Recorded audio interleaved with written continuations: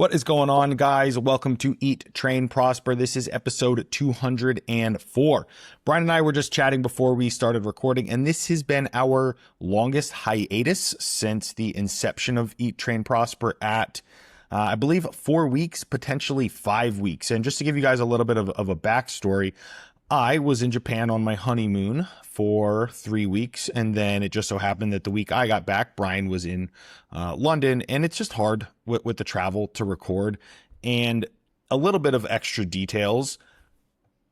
Brian recently, as is the United States, had daylight savings time. So with me being here in Bali, where it doesn't practice daylight savings time, as a very large portion of the world does not, we normally have, I believe, a 14-hour difference where it's like 6 a.m. for Brian and then 8 p.m. for me. When we start, daylight savings time happens, and now it's 6 a.m. for Brian. It's 9 p.m. for me when we start recording. And then Japan was 1 hour ahead.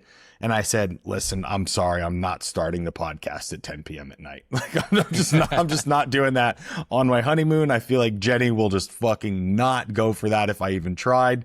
So that's how we end up with our 4-week hiatus. But we're back. What is most important? And today we are talking about reaching your goal physique without tracking ? This stems from a DM Brian received, which I'm sure I will let him elaborate on a little bit. But as always, before we get into the meat and potatoes of the episode, Brian, can you kick us off with some updates, please? Yeah, so as you alluded to, I was traveling to London this last week, and I guess that'll be my first update because that's the most recent. It was quite a trip. I went to see my buddy Simon, who I grew up with from childhood. We were like best friends from when I was 6 to 12, and then he moved to Switzerland. He's been in London for the last decade. Really cool to be able to see him and spend time with him, and then even cooler that I was able to do that with Kim. So this is our first long extended travel that Kim and I have ever taken together since we had kids. Bryson's now 8, Viv's almost 6. And we got away for 2 nights one time. And it was this insane effort to get like one aunt to watch like one night and then like hire an overnight babysitter another night. It was like this huge, big fiasco. So we were like, all right, we're never going to be able to get away ever again. Then this summer, Kim's sister moved to Fort Collins, which is like an hour away from Boulder, and she has no kids. She's really great with our kids, and so she straight up offered to watch the kids for 4 nights while we're in London. So we obviously took advantage of that. Like I said, the trip was great. We saw concerts. We saw MJ the musical. I got to hang out with my buddy and introduce him, his wife, to Kim. All of that very cool. On the way back, I had the worst travel experience of my life. And I know you've had many of these as you are constantly traveling around Asia and things are happening, flights getting canceled, whatever. I've lived my entire life and I've never had a flight canceled until this trip. So I've had like delays, whatever. That's all pretty normal. So we show up at the airport on Thursday. We only have childcare coverage with her sister through Thursday morning. Then we were supposed to be back and pick the kids up from school Thursday afternoon. So we get to the airport, direct flight from London to Denver. Flight is delayed 1 hour for technical issues. And then after an hour, this flight will be canceled. And we're like, that's pretty unfortunate. What should we do now? So we find this flight at the last second that leaves 45 minutes later that takes us through San Francisco and then change flights in San Francisco and fly back to Denver. So essentially adding like 6 hours to the trip, whatever, gets us back at midnight. At least we don't have to have like an overnight babysitter. We just need a babysitter to cover the kids until midnight. We'll be home, all good. Flight takes off. We're on schedule. We get over Edinburgh, Scotland, which is like 3 hours from London. And in the air, all the cabin lights suddenly come on. It's like completely dark. All the lights come on. This odor fills the cabin it was like this odd odor. And they make an announcement that they're going to have to do an emergency landing in Edinburgh, Scotland. And Kim and I, of course, are worried that like the plane's going to crash. We're never going to see the kids again. She's like writing emails to them about how much she loves them. We land in Scotland. Everything's okay. However, there are no other ways to get back to Denver. It's nighttime now, so we have to spend the night in Scotland. In the morning, we catch a 6 a.m. flight to Frankfurt, which again is going like the wrong direction in Germany. And then we catch a flight from Germany back to Denver. Thank God we did that, because if we hadn't done that, the Edinburgh airport shut down for 24 hours at 9 a.m. because of an IT issue. So if we hadn't caught that 6 a.m. flight out, we would have been stuck in Scotland for another 24 hours. Anyway, we got back. We brought my dad in to watch the kids. He had never done an overnight with them before. And he was like nervous about it. He was anxious. He's got some kind of like, he's had seizures, like whatever. It's a whole thing. But he stepped in, he did the kids. We got home Friday afternoon at about the same time we were supposed to get home, Thursday afternoon. Insane travel day. I'm sure nobody was actually that interested in my story, so I'm sorry that it was so long. But to me, that was like an extremely profound experience that that just kind of changes my perspective on travel. Like, just to have 2 flights canceled, one of them mid-air, it just it makes me nervous to travel away from the kids in the future again. And so it was just a quite an unfortunate travel back, but on top of a great trip to start. So that's my first update. I have 2 more. It's been a long time, so let me pass it over to Aaron, and we'll come back to me. Yeah. So my first update was my wife and I spent 3 weeks in Japan for our honeymoon. We did a few nights in Osaka. Then we went to Kyoto for, I think, 6 nights. And then we spent like 9 or something like that in Tokyo. Japan is one of the very few places that I would say that I have traveled to that was 100% worth the hype. It is such a cool, unique place, especially as an American. Watching the culture, riding the trains, participating, everything is so orderly. People are respectful. People are very, very quiet, and admittedly, this honestly frustrates me to say. There was 3 times during our trip where we were in, either 2 of them were in the train, on the train, and one of them was in a restaurant where someone was like being like really obnoxious and loud. All 3 times it was other Americans, and it like really frustrated me. And I was like, I get why so much of the world hates us, because this is how we act when we go to other places. And it honestly, it really, really did frustrate me. Because it's like the entire train is quiet, and there's just like 4 group of people like literally screaming on the train. And it really, really pissed me off. That was one of the low points of the trip. But other than that, it was so cool just participating in different cultural things that we did, the food, just riding the trains, walking around. Like it really, really was a good trip. The only kind of downside is by the time we had like 5 or 6 days left, and we were both like really ready to come home. And it's kind of like a gift and a curse. Like, I've finally made it to this point in my life where like I can afford this lengthy trip away. We're fortunate with how we've structured our life and business and stuff. And then we finally go on it, and you're like, I kind of want to go home and get back to work and my routine and, but at the same time, I'm very fortunate that I love my life. I love what I do with clients and training and recording the podcasts and stuff. So, that was just a nice reminder that I feel so incredibly grateful that I've been able to build this life that when I leave it, I just want to get back to it, as opposed to I can't wait to get away, because I don't like my life. So, a gift and a curse, I suppose, but a very, very good trip to Japan. Very, very worth planning and taking that trip for many people who are interested. Yeah, I follow a political podcast where the guy for his honeymoon went to Japan as well, and he just had nothing but good things to say about it. And because it's a political podcast, he compared the way that Japan is to America with the compare and contrast in a lot of facets of life. And he was just very very bullish on the idea that we need to change some of the way that we live to be more like the way they live in Japan. And so it's definitely a place that I look forward to visiting at some point soon as well. I'll tell you the craziest thing really quickly, and I'm sure as a parent, you'll be like dumbfounded. The children starting at like age 5 and 6 ride the trains to school by themselves.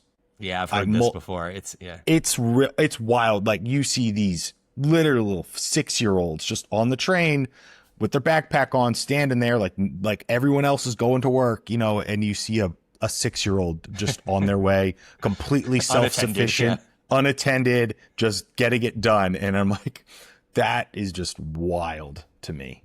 Yeah, absolutely wild. Well, that's partially about the way that the like transportation system in the city is organized, but it's also about the like lack of crime and the safety and all of that stuff. Like here, my son is 8, and we still don't even let him walk the half mile to school by himself, just because there's like 4 different turns on streets that he needs to make. It's just it's just different. Yeah. Okay, cool. So second update for me, I teased this in our last episode before we took our long hiatus, in that I was going to be starting TRT. And so this is happening. My doctor just put in the prescription last night. I got the alert. And so assuming that everything is ready and the RX is ready for pickup today, I should be injecting site number 1 this afternoon or this morning, whenever I'm able to kind of get to the pharmacy and pick it up. And so for anybody that either didn't listen to the last episode, or, maybe I can expand a little bit more, since this is something that I think is pretty important in my life and a decision that I didn't take lightly, and also something that you obviously have experience with. For me, the issue or the decision pretty much came down to a few different factors, but the main one just being that actually, I don't even know if it's the main one, just a number of different factors. One being that I have reached a point in my life where I think I've decided that I'm just not going to compete in natural bodybuilding. That was always on the back of my mind for a number of years. 2 is that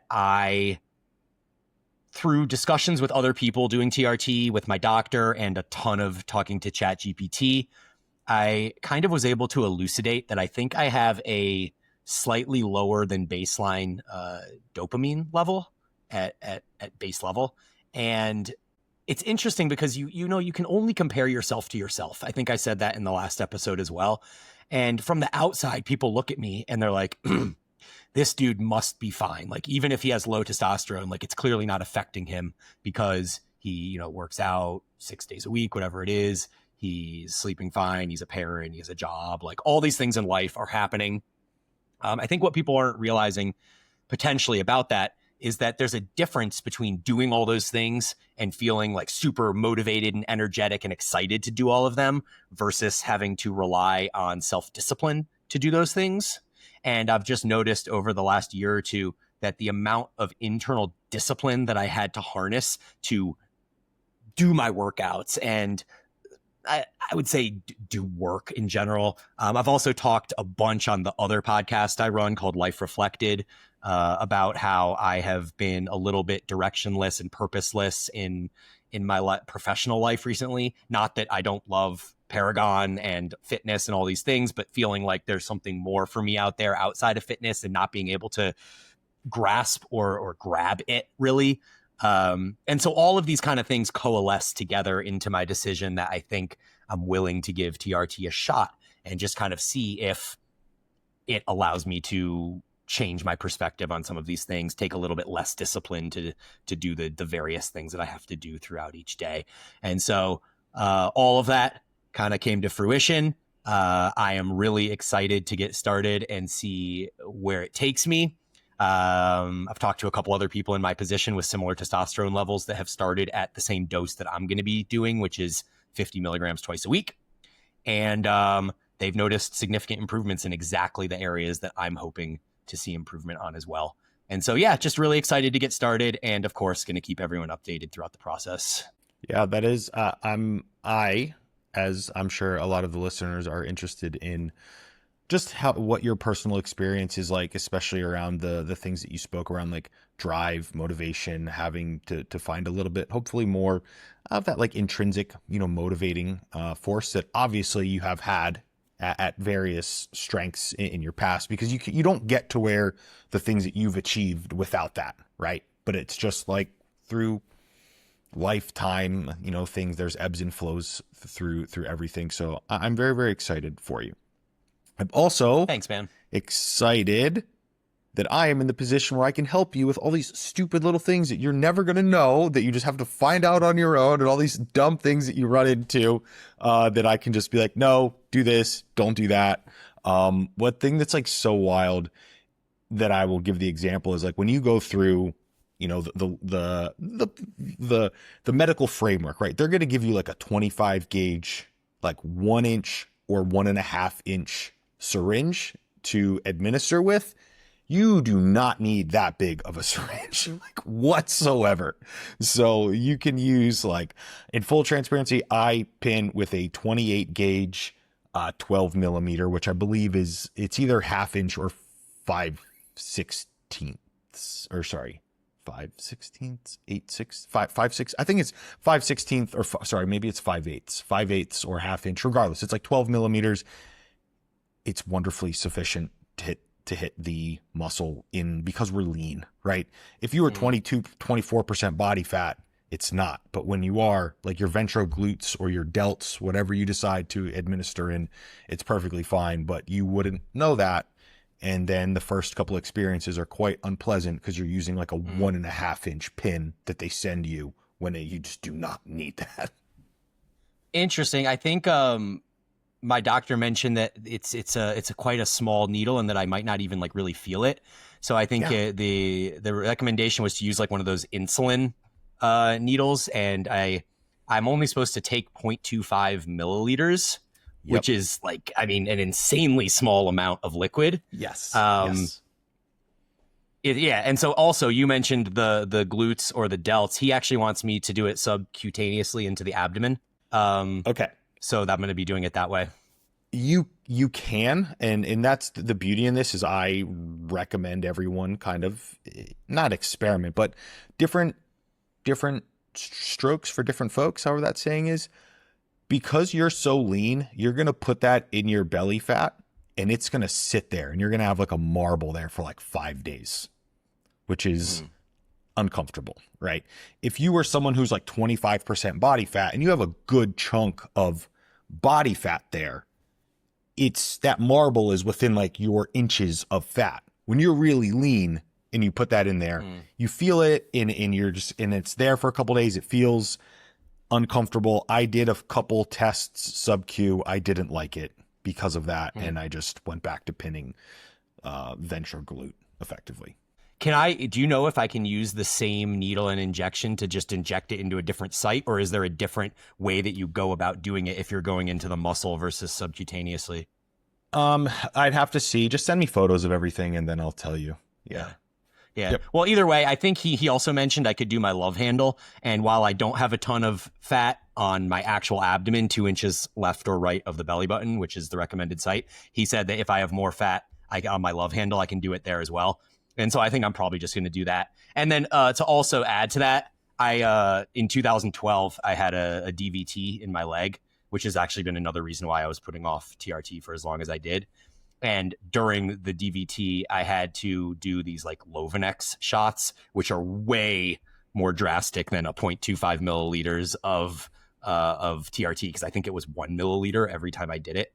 And I don't remember it really holding a marble in my stomach. It was 2 inches to the left or right of the belly button. I don't remember any of that really being an issue. It would kind of dissipate and flatten out within, 20 to 30 minutes, and it seemed fine after that. So I can't imagine the TRT would be worse than the Lovanex shots, but I guess I'll just need to experiment and see. It depends if it's an oil versus a water-based liquid. Yeah. Okay. Well, either way, I'm going to do as the doctor recommended. And if that isn't working, I will, try a different approach. All right. What else you got? We had the grand opening for Undefeated this past weekend, which is really, really cool, of just a very big culmination of this giant, long project. It was way harder than we all anticipated with all these insane setbacks, but Undefeated is fully open. Our full gym floor, full recovery center, sauna, steam room, showers in there, hot bath / hot tub, as we call it in the Western world, and cold plunge, and then our 25-meter Olympic-sized swimming pool and deck out back, all fully functioning and open with our full hours from 6 a.m. to 9 p.m., 7 days per week. Dude, so cool, man. I really want to get out to Bali and experience this at some point, and hopefully, I mean, there's no way it's going to happen before you move, but I definitely want to get out there and see what you guys created, because all the online presence of the gym is it's epic. Like I just want to be part of it and experience it. So really proud of you guys for what you all built. Thank you. Yeah, it's been cool, but it's been a lot. So I'm happy though. Members love it. A lot of people, we get tons of drop-ins and stuff now. People come in, get a lot of good praise. So I'm happy that people enjoy it. People are up there like training hard. Another cool thing is today we hung Jordan's pro card win up in the posing room, and now that's like the cycle complete. Like all four of us have our pro cards and up in the gym, which was something that Jackson wanted, which I honestly did not think was possible. But lo and behold, within 12 months, all four of us have done it. So that's really, really cool. And it's just great. Like there's always, like anytime there's going to be like 2 to 5 IFBB pros like training in the gym, people come in from over. So it's just like turning into what we had hoped it would, which is just very, very like wholesome from my standpoint. Yeah. That's awesome, dude. I love it. And you know, the work ethic and the environment there is contagious. Like I'm sure being there breeds the more likely possibility of becoming an IFBB pro simply by being surrounded by others that are doing that. Yep, exactly.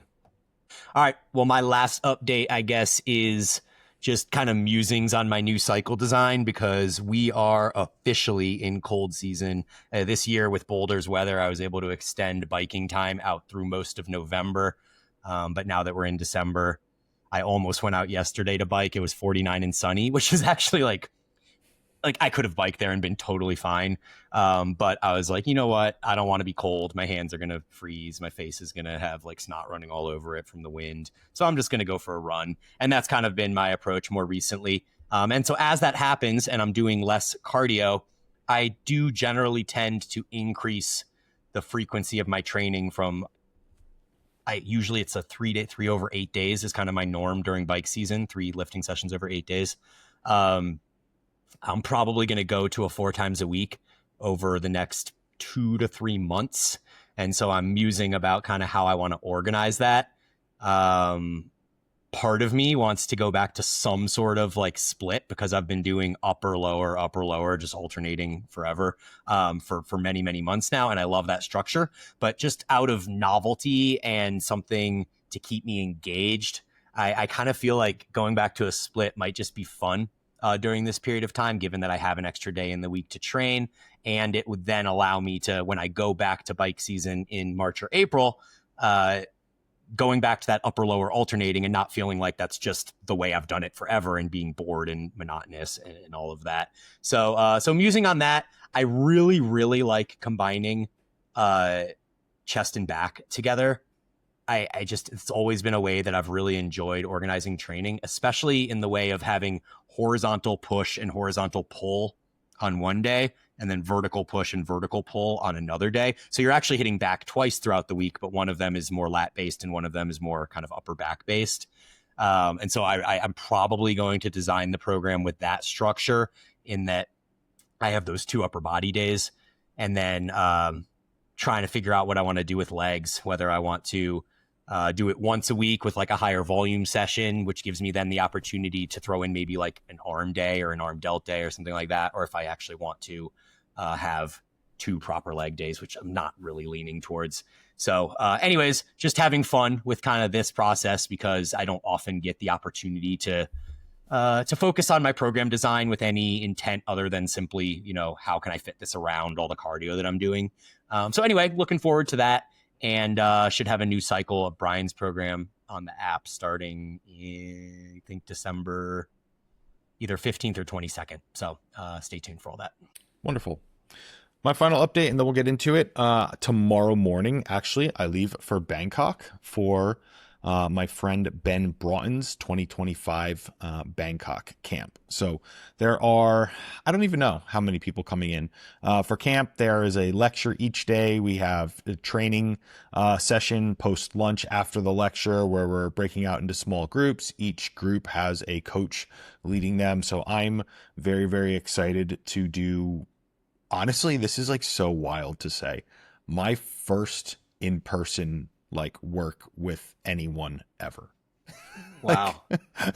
I've never been a personal trainer. I've never done any in-person like speaking, any hands-on training with anyone, and this is going to be my first. So it's actually like kind of silly now looking back on it. But in the beginning, when I started my business, it's because I had such a bad social anxiety that I couldn't do things in person. And now it's coming like full circle where I've been able to just like sit in the beginning in the shadows, you know, build this business from behind a computer screen and achieve these things. And now I'm like, you know, very confident with a lot of these things and actually like looking forward to delivering. I have a big long lecture that I'm giving, which I'm super excited for, and then taking people through training sessions, which could not be more excited for. So I am very, very excited about this trip. Plus I just love Bangkok on top of it. So I get it's a number of wins for me all stacked together. Yeah, dude, that's very cool. I throughout obviously the years of the CrossFit gym, I was working in person with you and other people for 7 or 8 years. But since then, since starting Paragon, we've had a number, maybe like 5 or 6 different seminars similar to kind of like what you're doing, where people will come to either Boulder or Orange County or wherever we're kind of hosting the seminar.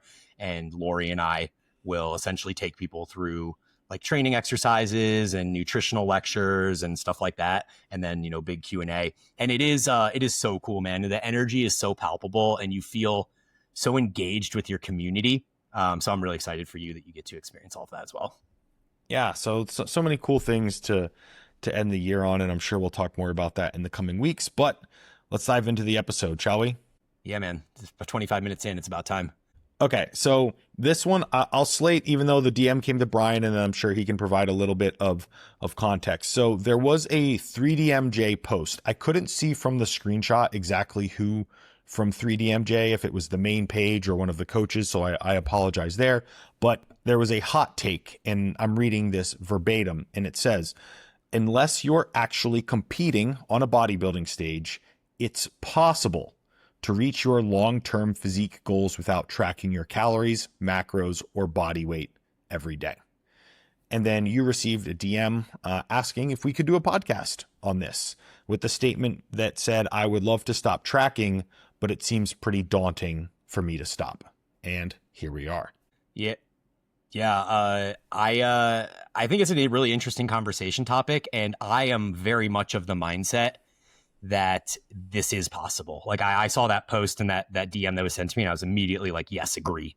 And I think a lot of that comes from my personal experience. Much of it possibly colored by the fact that I have so much experience. And so I'm fully aware that 27 years of doing this is a little different than somebody being at year 6 and, you know, maybe only tracking for 2 or 3 years. But I'm still going to argue the side that I think this is very possible. If not totally reasonable to assume that you can reach your physique goals this way. And I'm going to guess that Aaron takes the other side, given that he's a much more structured and also a high level competitive bodybuilder. So it should be fun to discuss it. Yeah, I am. And I think things like this are productive, right? We have differing opinions on it. I see nothing wrong with that. Like I said, I think it's actually quite productive. And one thing is I may be potentially too pedantic in my approach around this, but with some of the verbiage, I think it's possible to reach your long-term physique goals without ever tracking anything. I just possible. Yes, anything is possible, right? I think the likelihood is incredibly small, and you're doing yourself a disservice and making it way harder by removing objective metrics that are in place to help you, right? So I think that's like my primary argument. That being said, I don't think it's necessary for every single step along the way. For example, like right now, my goal for the next 8 months is to enjoy it, get a little bit stronger, not go backwards, but like my body weight can't really go up anymore. I don't need to be tracking. And if I'm honest, I track like 4.5 days per week, but I eat the same exact foods every single day, minus like, you know, raspberries to blueberries to strawberries, that sort of thing. Maybe it's kiwis in the morning. Right now, Bali's going through one of its like semi-annual kiwi droughts, so I'm having papaya instead of kiwi. But I think it's all relative to obviously the ambition of your goal, where you are in that trajectory, and how much of structured nutritional knowledge you already have. So obviously it's a very, very open-ended statement, but I think how we interpret it based off of where you are along the journey of your long-term physique goals would really, really dictate where you might find on this, either side of this argument is best applies to you. Yeah, I think you said a few good things there. Of course, the habit formation and being able to be consistent with your food day to day is going to be crucial if you're going to try and achieve your physique without tracking it all. But I think the important thing to take from this statement from 3DMJ is that it's possible to reach your long-term physique goals.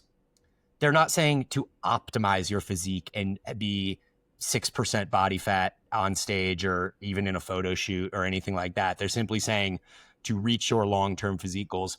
Like, would we say that I have reached my long-term physique goals, even though I'm not, currently photo shoot ready or even, ready to do anything like that? I'm more or less treading water at this point with my nutrition.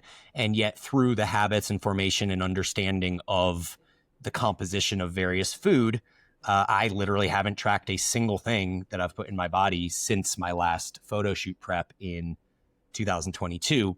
And I am quite confident that I would be able to replicate the body fat level and physique that I got to at that time without tracking. Of course, tracking makes it easier because it takes the guesswork away from it. But one thing that I really want to do is reflect back on something I did when I was 18 years old, which is the Body for Life Challenge. And so this is a transformation challenge that was really popular in the late 90s, early 2000s. It was run by Bill Phillips, who is the CEO of a supplement company called EAS. And they were actually the first company ever to come out with a creatine. They called it phosphagen. But in the 90s, they literally were the very first company to come out with creatine.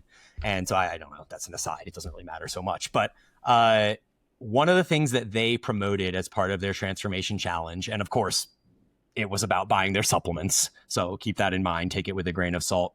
But they never recommended actually tracking your calories for these transformation challenges. And they had, I think it was 600,000 people go through this 3-month transformation challenge. And their book that they put out about it and all of the material on the website and all of that stuff, it never recommended tracking. It simply recommended portion size control and quality of food control by taking meat portions that represent the size of your palm, starch portions that represent the size of your fist, and then filling in the rest of your plate with fruit and veggie. And their recommendation was to do that for 3 meals throughout the day. So they're not huge meals. Like when you're talking about a meat size, the size of your palm, you're probably looking at 4 ounces, something like that. But you're doing that 3 times a day. And then you're also supposed to consume their Myoplex shakes 2 to 3 times a day, depending on your protein and caloric needs.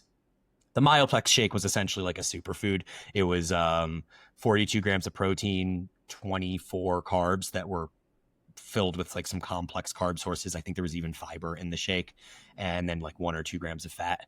And so that was literally how they laid out their agenda was, these 5 to 6 feedings per day following that protocol. And that is literally what I did. That is how I got my start in transforming my physique, was through this idea of portion control through monitoring size and quality of food. And everybody else that successfully completed this transformation, incredible transformations, they all kind of followed the exact same approach as well. And so given that was my initial introduction into the consumption of food for bodybuilding purposes, I am probably slightly jaded and in my kind of take on whether this is possible or not. I mean, I love that. I think it's obviously helpful, but I'm going to play devil's advocate is that's tracking your food. It's just abstracted. It's an abstraction on top of tracking your food by providing a structure, saying your palm is approximately, let's call it 3 ounces, 85 grams.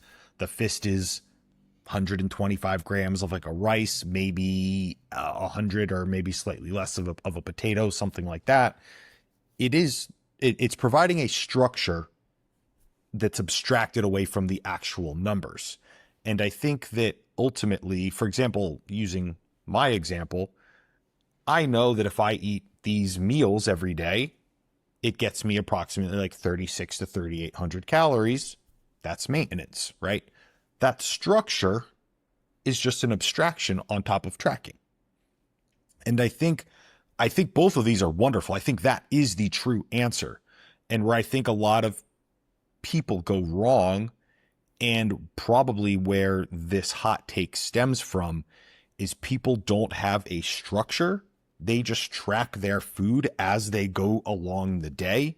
And that's what provides that kind of like anxiety or reliance sort of thing, because they're effectively using the tool as a not as a guidance. It's like they drag the tool behind them and then try and fit the day into the tool, as opposed to structuring their day in a way that allows them to have the things that they want from a long-term physique. And then the shifts of maybe the goal is obviously, muscle gain, strength gain, or leaning out for summer or whatever it may be. Yeah, I now it just slipped my mind. But I guess my next argument, and then maybe it'll come back to me, but my next argument here was going to be that I actually think that you don't even need to be as specific as that portion control with the palm and the fist and all of that stuff. I think if you just have a general sense or grasp on the amount of protein that you're consuming throughout the day, that almost takes care of all of your needs as far as, am I going to build enough muscle to reach my physique goals? That is the question, is like, when it comes to actually seeing your results of how much muscle you built, you have to essentially just eat less. And when you want to build muscle, you essentially just have to eat more. But as long as you're getting sufficient amounts of protein on the journey up or the journey down, the rest of it sort of doesn't matter. Like we've talked about how fats and carbs are more or less interchangeable. You have your little nuanced take, of course, that, most people are going to do better on higher carb, lower fat. Of course, that's not the case for everybody. But at like a very general level, if somebody was consuming body weight in protein on the way up or body weight in protein on the way down, and then simply just being a little hungry on the way down and being a little full on the way up, I'm of the belief that simple approach would be sufficient to reach your long-term physique goals over a long period of time. Not that this is something, doing it this way that you would be able to reach those goals maybe in a shorter amount of time, but in a longer period of time where we're talking about 10, 15 years of consistent dedication to the weights, making sure you're eating enough protein throughout the day. I just don't believe that needs to be tracked at like a micro level to be able to build muscle and or lose fat. I mean, when we're speaking in absolutes, of course I have to agree, because I really do my best not to speak in absolutes. I would strongly argue your likelihood of success plummets, because you run into so much frustration over time, because I hear about this all the time. One of the things as a nutrition coach, right? When you're in whatever social situation, like for example, this is absolutely wild. We're at my wedding reception, right? My wedding. And one of the dudes he was like someone's +1 or whatever, is like pretty drunk and is like, oh, hey, can I ask you like some nutrition questions? So I'm like, try to do this, and this. And I'm like, dude, this is my fucking wedding right now. And you're just trying to make me work for free, like at this wedding reception. Yeah.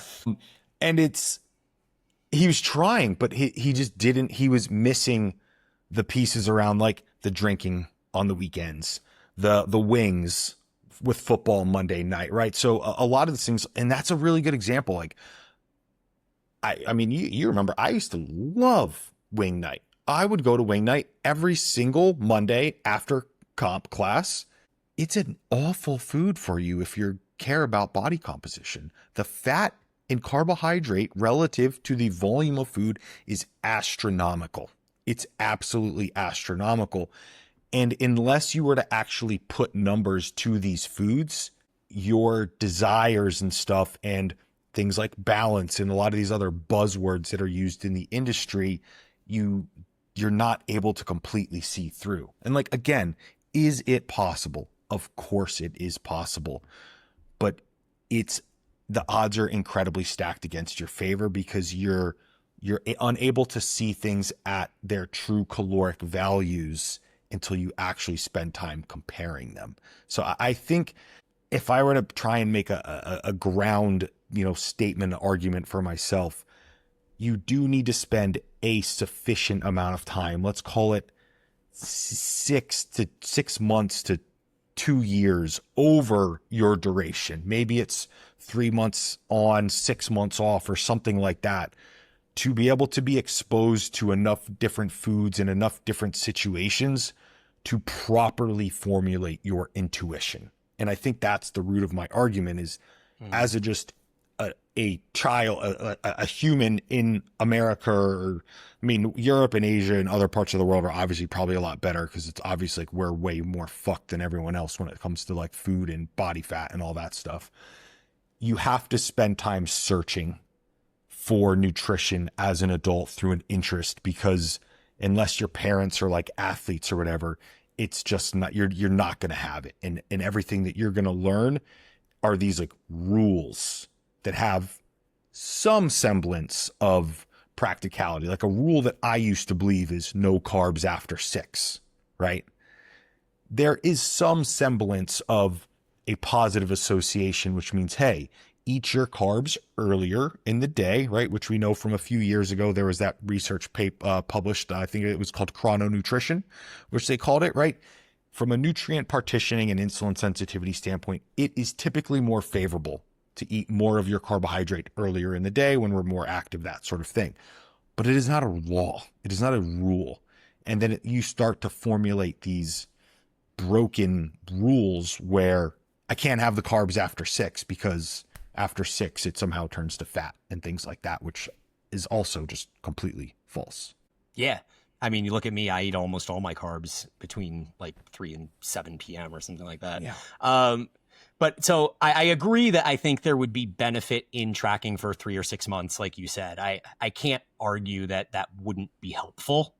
But I'll also reference CrossFit Aaron, since you referenced CrossFit Aaron, who was going out and having wing night and drinking beers and all of these things. And I'll say that by all standards, you were jacked. Like, you might not be at your like optimized best physique or whatever, but anybody walking around PB would see you with a tank top on or with your shirt off and be like, damn, that dude has muscle. He is jacked. He's big. He's strong. And so the question would be like, you reached a high body weight during that period of time because you threw caution to the wind and you didn't care. But likely that you were at least getting enough protein, which was my argument from the beginning. And then you were just filling in food with alcohol and wings and cheesy bread and pizza and whatever. Like, it almost doesn't even matter because you got big and strong and you were jacked. And then the question is simply just, if you were to then stop eating some of that stuff, still not tracking, but simply just being like, you know what, I'm going to keep my protein pretty high, make sure I have protein every time I eat. But I'm just going to make sure I finish every meal like a little bit hungry and that I go to bed at the end of the night a little bit hungry. Like, where does your physique end up at 8 or 9 or 10% body fat? Because your best physique ever as a natural was 192 pounds at 8% body fat. Is that right? Yeah. So like, when you were 220-pound Aaron in the CrossFit days and you were over consuming wings and pizza and beer and all this stuff, like if you simply just allowed yourself to be hungry and that weight went down, even though it isn't optimized and you're not doing it in like the perfect way, your physique would still end up lean and jacked. Maybe you wouldn't be 192 pounds, but you'd be 188 or 187, or I don't know what it is, but whatever it is, like you would get to a point where you would be like, damn, like that is a long-term physique goal that I just achieved and I didn't have to track shit to do it. I just had to be like a little bit hungry at the end of the day. I agree with the caveat that I don't think people are going to be successful to 8 to 9% body fat with, I need to be a little bit hungry. It's really subjective.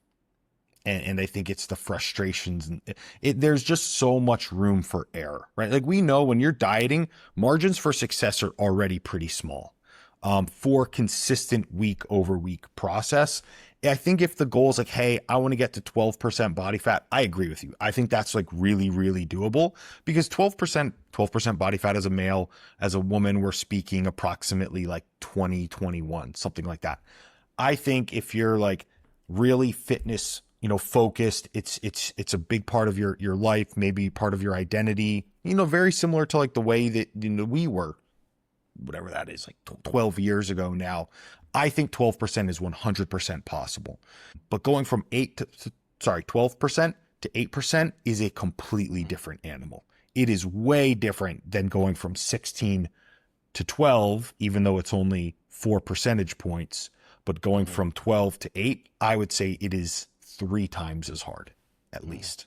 Yeah, I guess that then comes down to the question of like what body fat percentage would determine your long-term physique goals. Exactly. Because for somebody that starts at 20+% body fat, like a long-term physique goal for them might simply be to get to 12% body fat where they can see some abs and they look pretty jacked at the beach. And they're like, damn, like I am so hyped on where I am right now. And so maybe that need to get to 9 or 8% body fat isn't even part of the long-term vision of achieving their physique goals. And so the question then just simply becomes like, what are your long-term physique goals? Because if it's 12% body fat and we both agree that you can get there simply by just being a little hungry at the end of the night and eating enough protein, then that would be sufficient for that person. Whereas somebody else maybe has that goal of getting a little bit leaner and suddenly maybe they do need to be a little more dialed in for the final 3 to 5 weeks of that experience, but you can get almost all the way there by simply just being intuitive and being a little hungry and eating protein.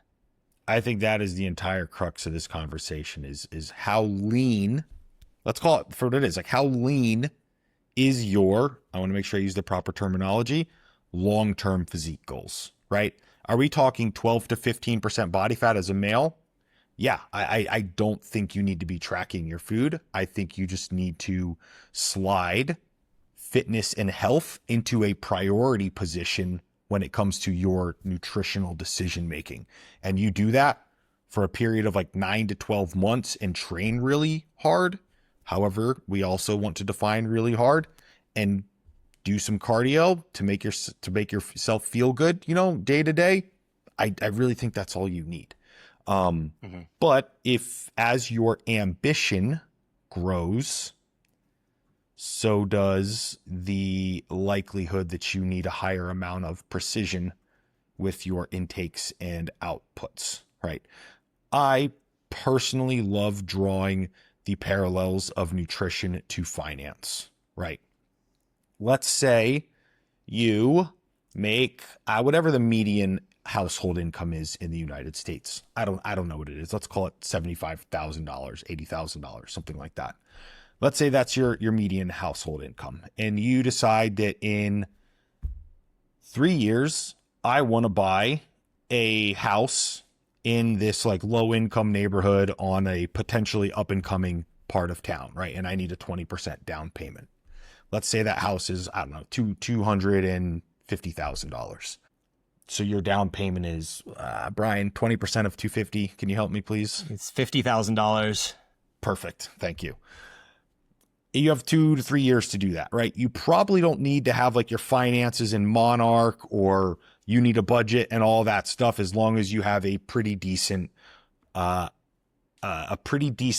of controlling of your what's that? There's a specific term here. Your discretionary spending relative to the goal, right? That's probably pretty reasonable. If you decide that you want the $650,000 house in the like rich white people neighborhood, that's a completely different goal that requires a different level of control over your finances. So it ultimately comes down to how ambitious your goal is. If you just want to be a dude that looks healthy and not fat at the beach, yeah, I don't think you need to be tracking your food. Like what Brian said, sufficient protein intake, push your training hard, try to eat a set number of meals each day, whether that's 3, 4, 5, 6, just stay consistent with it. And over a long enough time horizon, like, you will get there. But and then potentially, who knows? Maybe you live your life maybe you get that 12% and you're pretty happy. And then your desires change. Maybe you do want to be a little bit leaner, and then maybe you start to layer in some additional structure. But that would be under the clause that your long-term physique goals have now shifted, right? So, I mean, that's my take on it. I think it really does come down to purely is of your level of ambition and what that is for you as an individual at any given time. Yeah. I think we 100% agree on that. I think we've reached a point where we both can say, like, yeah, you know, it really just depends on how lean you want to get for your like long-term physique goal. One thing I want to do real quick that I think is a bit of a tangent, but I think is also somewhat relevant to this conversation, is parsing out the difference in impact of lifting weights versus eating a certain way. And there's no way that you can attribute like take these two avatars. You have one guy who lifts weights but eats the RDA across the board. He's just eating like, 60 to 80 grams of protein a day. He's eating like a ton of carbs because that's the RDA, whatever. But he's lifting weights really consistently. He's training hard in the gym. And then you have another guy that's like, no, it's all about the protein and the food and all this stuff. I'm going to track all my food. I'm going to eat so much protein. I'm going to eat the quality carbs and the fiber and good fats and all this stuff. But I'm not really going to lift weights. I'm just going to kind of do this other stuff. And if we look at these two avatars, the guy that lifts weights and follows the RDA is the only one that's actually going to end up with a muscular physique that might represent like a long-term physique goal. Whereas the guy doing everything right with nutrition but not lifting weights, that dude's not going to be jacked at all. He's going to have no muscle because lifting weights is the stimulus for MPS. And so I don't exactly know, what I'm trying to achieve by saying that, simply just that being that lifting weights is the thing that moves the needle, and that nutrition just has to be secondary to that when we're talking about long-term physique goals. I was like 100% on board to like the final like 7 words. Okay. Well, then argue against it. Yeah. Tell me why I'm wrong.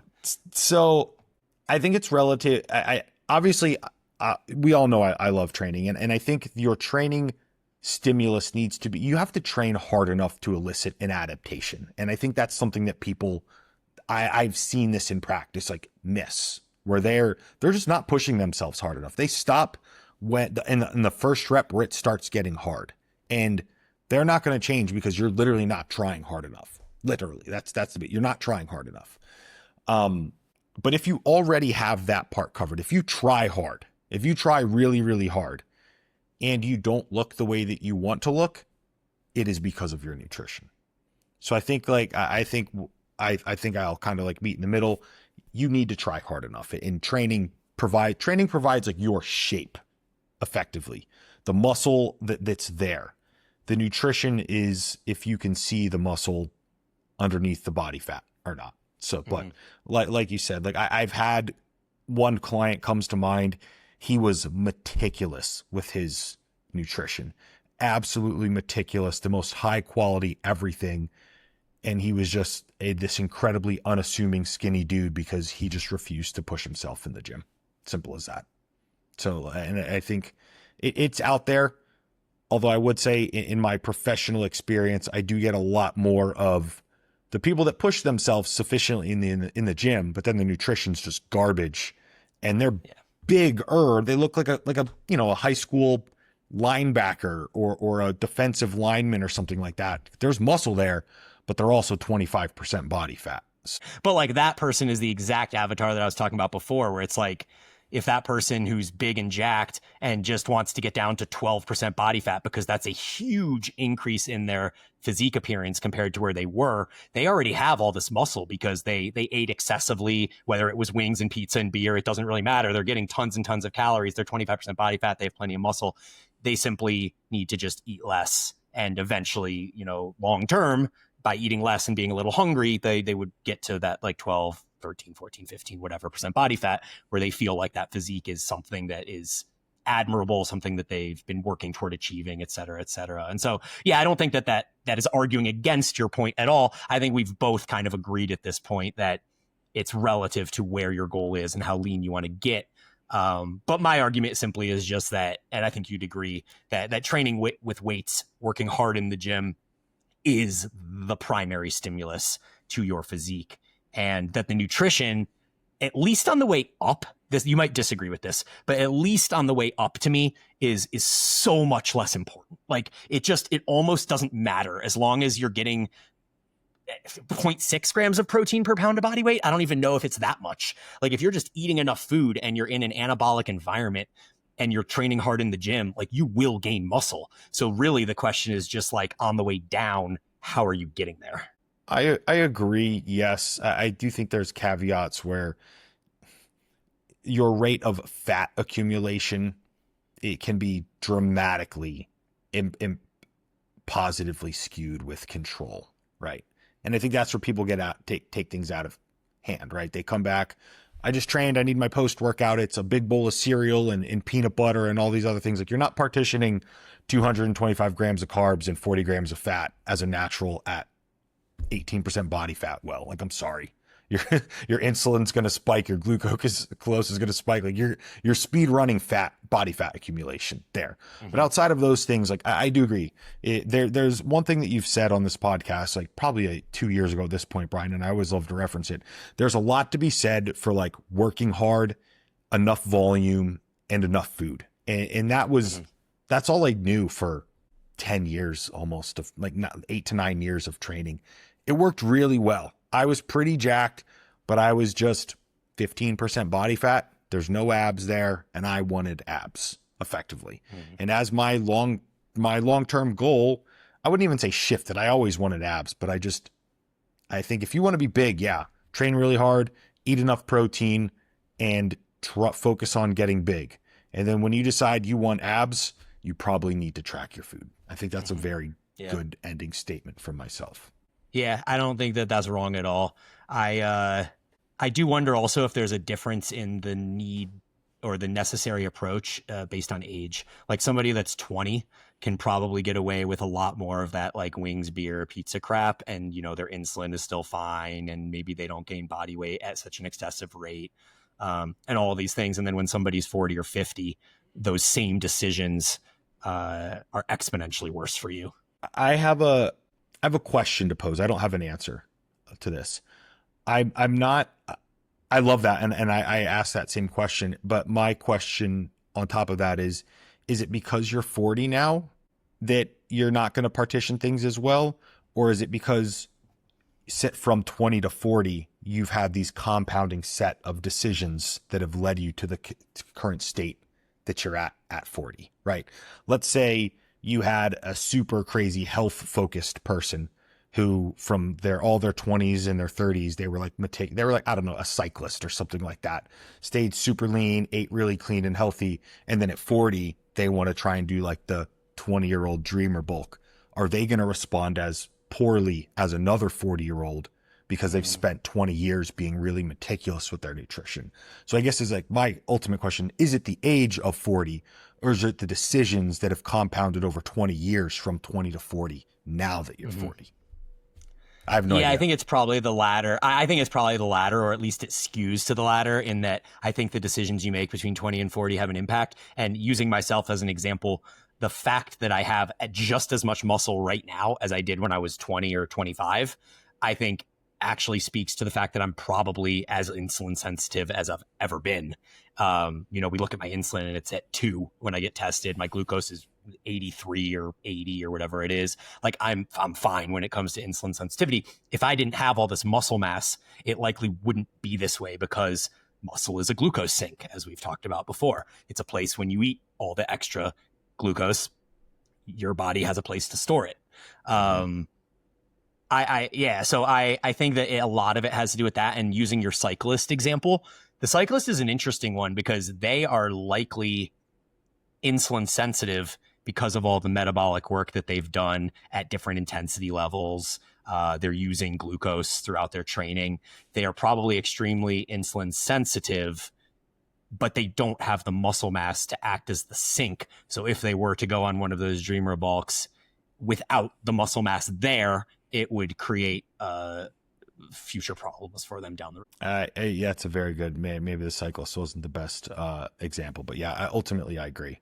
And it's one of those things you kind of just have to experience. For example, I know we're kind of running over and we want to wrap this one up, but my sink has grown so much for where I can put glucose. It is absurd the amount of carbs I need to eat now daily to stay like full and pumped, and where I start like dropping off and getting really flat and stuff. It's hard to honestly believe if I wasn't experiencing it myself.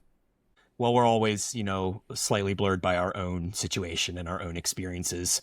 And so I think that's a lot of where my argument is coming from. And then that's also alternatively where your argument is coming from, is that we've both seen success enough to reach our quote long-term physique goals by taking different approaches. Yeah, I completely agree. So I think this episode was wonderfully productive. Hopefully the listeners feel the same way. Next week, we'll be back with, we don't know yet, but we will have something for you guys. Maybe we'll do a final end of the year Q&A to help the listeners start the new year off on a strong foot, which I know is always something that I would love to try and give back and provide for people, as it's obviously, an important time of the year, but so many people just come up short oftentimes because of improper or less than stellar information. So hopefully we can course correct for some of you guys. As always, thank you for listening. Brian and I will talk to you guys soon.